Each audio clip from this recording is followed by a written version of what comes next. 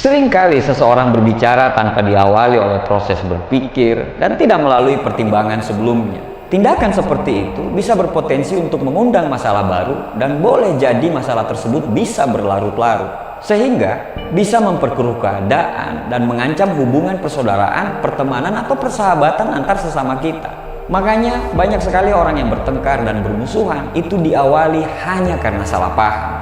Maksudnya bercanda, tapi nggak sengaja nyakitin perasaan orang. Maksudnya mengingatkan, tapi justru yang diingatkan itu marah. Maksudnya sudah benar, ingin menasehati supaya dia mau berubah, tapi dilakukan dengan cara yang keliru.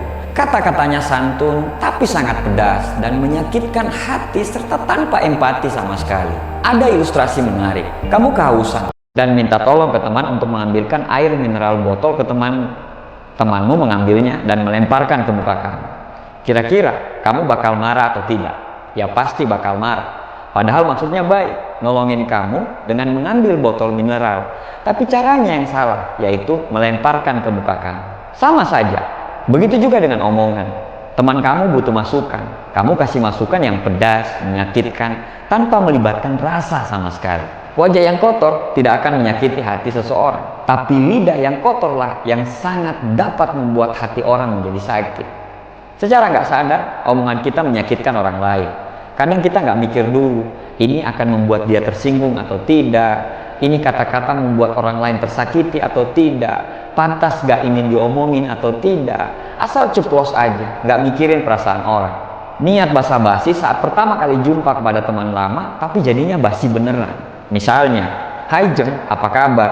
Gemukan ya sekarang. Hai, apa kabar? Kamu kok belum hamil-hamil sih? Akrab, tapi menyakitkan. Pengen akrab tapi jadi basi, nyakitin perasaan orang lain tanpa kita sadari. Kadang niatnya mau melucu, tapi melecehkan dan mentertawakan fisik orang lain. Lucu sih, orang lain tertawa sih, tapi di atas ketersinggungan orang lain. Semua kata-kata yang keluar dari mulut kita, semua kata-kata yang kita tuliskan pada media sosial kita, selalu berasal dari pemikiran kita. Karena selalu yang terjadi adalah pikiran dulu, baru tindakan. Kata-kata yang baik selalu berasal dari pikiran yang baik juga. Begitu juga dengan kata-kata yang buruk, yang suka menyakiti hati perasaan orang lain, pasti berasal dari pikiran yang buruk juga.